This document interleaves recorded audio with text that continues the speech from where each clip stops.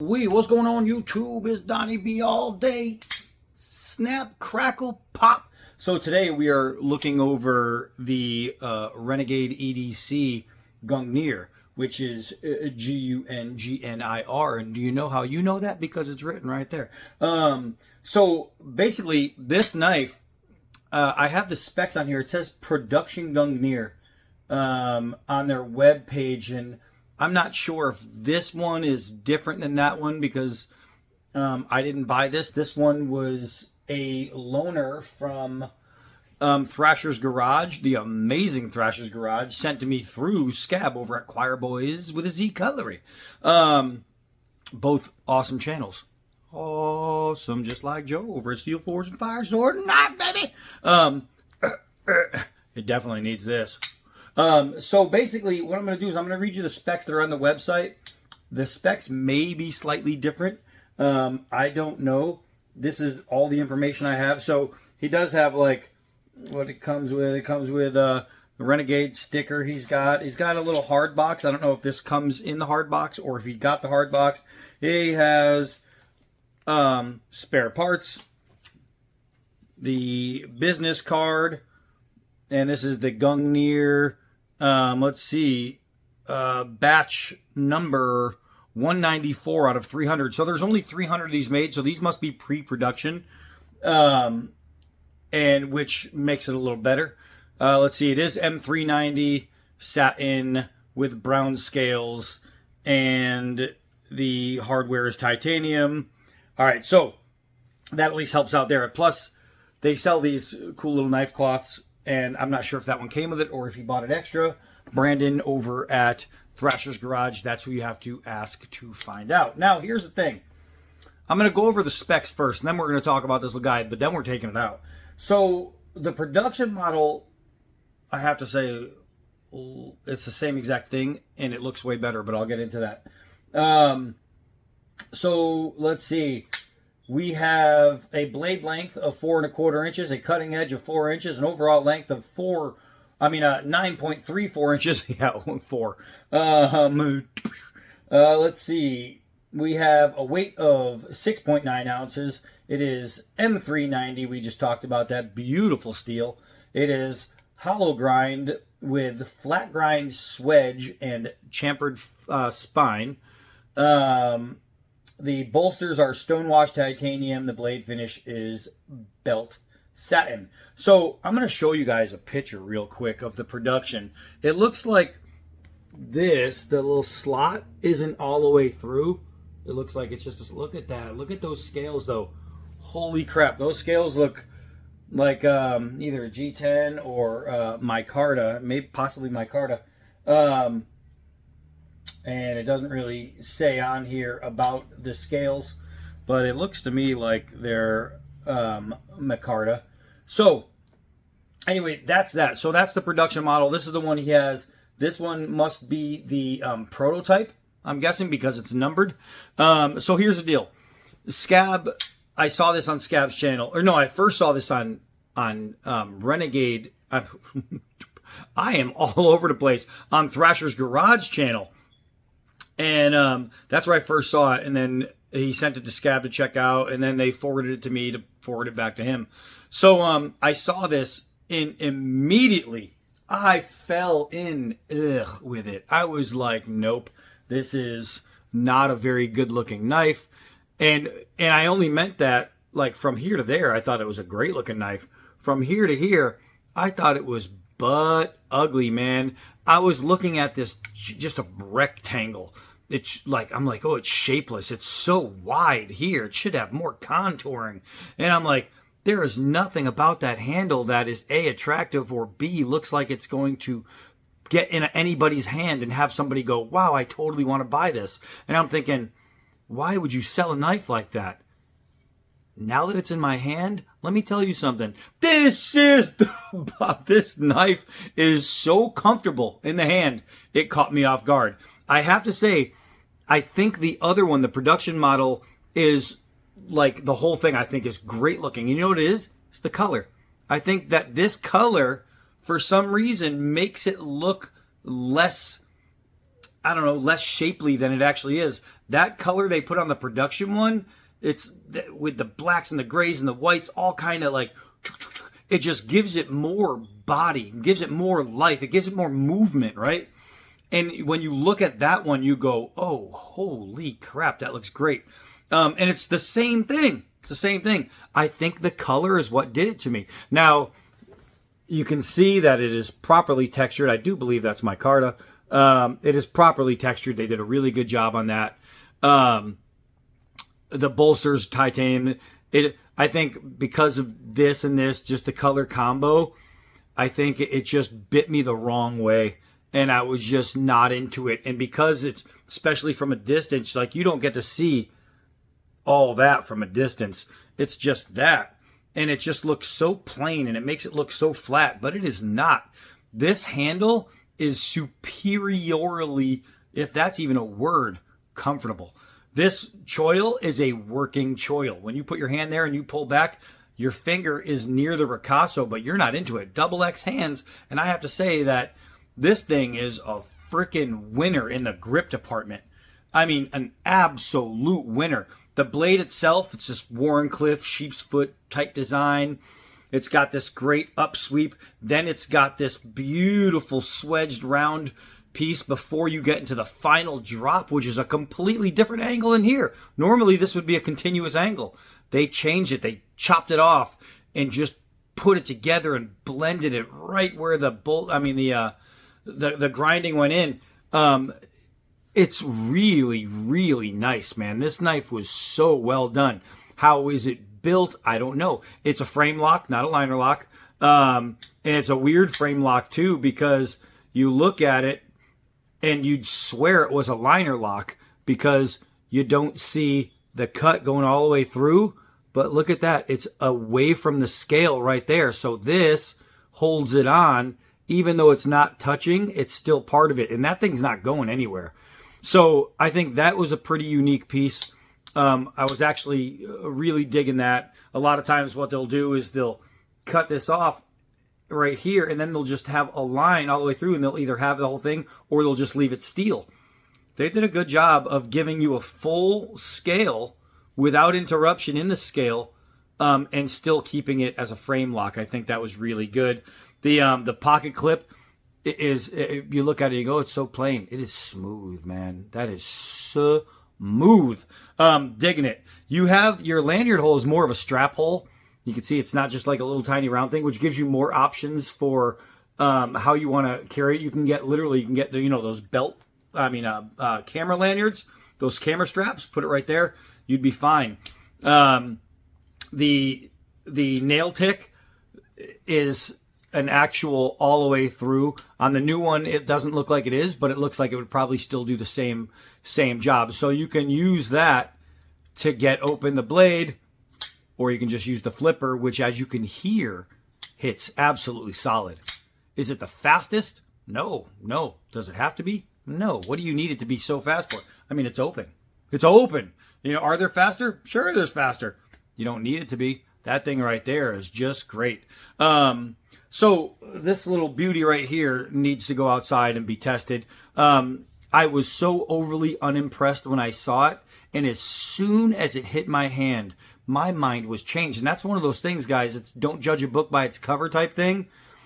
Seeing this right here made me think I was going to hate this knife.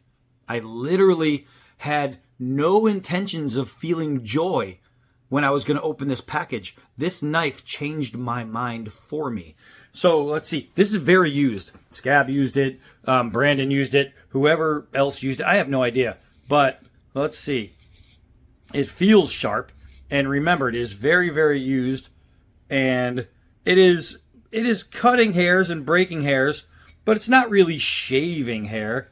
Yeah, it's not really shaving. So it's not like shave sharp now.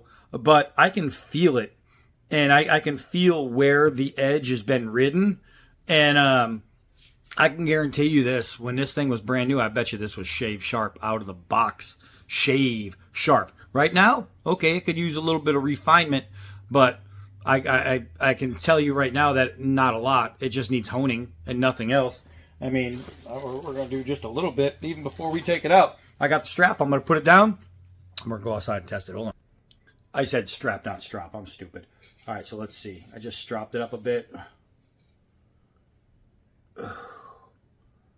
Well, that seemed to work. That seemed to work. It went from not shave sharp to that shave sharp in literally a minute. Literally a minute. So is it possible to make it shave sharp if it's not shave sharp? Yep. All right, so let's go outside. All right, so let's get this once disagreeable beast out in the sun so you can see it in its true light. All right, there you go. Still, the color with the bolsters don't do it for me. I'm not gonna lie, that look does nothing for me. It's amazing how just change of color in the scales and texture makes a complete world of difference. I looked at that one and I was melting. It was so nice. But I still, man, you cannot beat the feel. You put this thing in your hand and, whew, man, I'm not gonna, guys, it's just nice in the hand. It's nice. I gotta be honest. And every review I do, ugly was a factor for me, but man, ugly subsided real quick. 4 feet drop. See how this thing falls. Now this is mainly what you'd see with a fixed blade to test bite and all that. But you just saw one of the things, it hit and it rolled because of that sheep's foot style, right? So you really have to get it into the tip to get it to stick. Now that's a good way to test bite and things like that. And the bite was just okay, and the reason is because the point doesn't go forward. So in order for the point to hit, you'd have to hit in that direction, and you'd get that. So it's obviously not a thrusting knife. If you thrust this into Bigfoot's ribs, is it going to go in? Yeah. So don't get that confused. All right, so let's do a couple hard downward throws. We're going to test the lock, we're going to test the tip, and we're going to test the scales, right, and the bite. Oh man, that hit hard. All right, so the bite's not great, but it was definitely improved from, obviously, from the drops because there's a lot more force, but it didn't close on me. Obviously, the scales aren't going to loosen. The tip isn't going to bend. So far, so good. Even hollow grind, where you think, okay, that makes this part of the blade a lot weaker. Hitting it up here didn't change a thing. Let's see if it's sharp enough to do a push cut. And wow. You're welcome, Brandon. That strop worked really well. So that was good. Let's see, 4 layers of leather belt. Listen to this. Bam! That's just nice. Now we're going to do the hardest test for a smaller knife, and that's to see if we can chop all the way through the extension cord, all the way through. And that was absolutely breezing through. That was no problem at all. So there's just some things. What would we want to do? We'll do a push. We'll do a push first. Hollow grind, I was just going to say it should dive into the wood, and that's what it's doing. So where, like with certain grinds, you're going to feather a lot better. Like this is, because it's a hollow, it's not going to feather as nice doing that, but there's ways to make it happen. What we're going to do is we're going to get big fat blade, great pinch grip. So here we go. We're going to just try, and so remember, this is your EDC, your cutting stuff. This isn't your bushcraft knife, but can it be? Sure. Are you going to be able to pull the tightest little curls? Maybe with practice, but it's not made for that, right? So, oh man, you really got to stab down on that to get some bite there. Look at how much. I didn't want that much, but it went that much. So you can definitely get some fans, but the tight curls you're not going to get. Does that mean you can't get kindling? No, that right there is going to be kindling. Then you can literally take your spine, especially right here on this beautiful non-aggressive jimping, and use that, and you're getting all kinds of fluff. I mean, it's that easy. Guys, there's always a way. Now, this little slot, it's not just for weight reduction. It's not just for picking up with your with your thumb. Hiccup. Another good thing this is for any of you who own like a farm or a ranch or anything like that, and you have a long line of fencing, you can use these right here to take care of these right here. When you put wire into the slot, you can bend it. Look at this. You see that? That's what that's good for, is you can actually use this for multi-purpose. So if this is your EDC and you live in a place where you have to rely on like fencing and bending wire, these make for great wire benders. Now I know that they probably didn't design it for that, and it's not listed anywhere on their website. I just happen to be wicked smart. All right, so let's try the old dragon slice. Wow, it does have a really tight point. I mean, that is a thin point. So I shouldn't have even wondered if that was going to work. And again, remember the Mora. I tested the Mora, and the Mora wouldn't do this. It was just gliding across, and it was having a lot of trouble getting through. This one did not have any trouble. Let's see. Ooh, you're not even looking at me. All right, so you're welcome. That's the best view, is not looking at me. Oh! So the soccer ball, yeah, that is not a problem. The more it's in your hand, the more it becomes part of you. It's like, this is, you hear it all the time, oh, it's an extension of the blah, blah, blah. This is like an extension of the arm. Big thorn bush here. Oh, yeah. This is nice and hard, too. This is nice and hard. It's all dried out and scratchy and pokey. Let's see. Oh, man. It's hard to reach because I'm stepping in other thorns to get to it. That's not so bad. That's not so bad at all. At this point, I pretty much know what it can do, but now I'm just having fun cutting stuff. Let's go over here where there's tons of vines, because vines always suck. And anybody with property knows vines are terrible and they just grow everywhere. So let's see. Yeah, that's not a problem. That's not a problem. I got it done. I had it in the choil. That's not a problem. Let's see if we can do 4. Got to keep it out of the choil, though. Here we go. Get my hands on it. There you go. Right there. I mean, your EDC, you're going to open any box you have, without a doubt. This is going to open any box you need to open. I so badly want to throw this, but I got to respect it because it's not mine. And I don't mean throw it like for anybody who's new to the channel, like, get out of here. I like to throw. I like target throwing. And it's a hollow grind with a really thin tip, so throwing would probably be a really bad idea. And it's expensive, and if I break it, I probably owe him a lot of money. So, glad I didn't break it. But let's try again. So, hey-oh! All right. So it hit well and it didn't break. Let's see. It closes. Ooh, I think it opened faster now. All right, so maybe we made it better. This thing is pretty cool. This thing is pretty cool indeed. I'm really, really impressed with the overall comfort in the blade. The fact that it can cut, okay, it's a knife. Of course it can cut. The fact that it's super sharp, it's a hollow grind. Of course it's supposed to be super sharp. The fact that I can bend wire, of course, it's got a little hole in it. Steel, of course I can. All that is all that. It's what you could expect. What you don't expect is smooth, crisp, hard, beautifully clicking into opening, and just extreme comfort. This thing, I mean, right here is beautiful. And you'll notice my thumb is here. I'm not touching the jimping. And you think, why is the jimping so far forward? That's so you can do this. It gives you that. It's for your index finger, not for your thumb. But I'll tell you, that is pretty sweet. And it's a great place to hold your sticks. But this thing right here,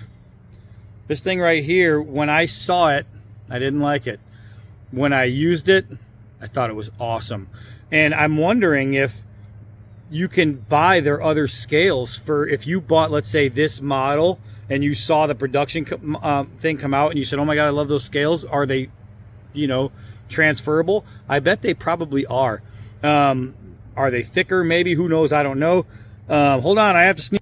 Thanks for sticking around. I don't know. But I mean, it's not like these don't work. For me, it's just, it comes to eye appeal.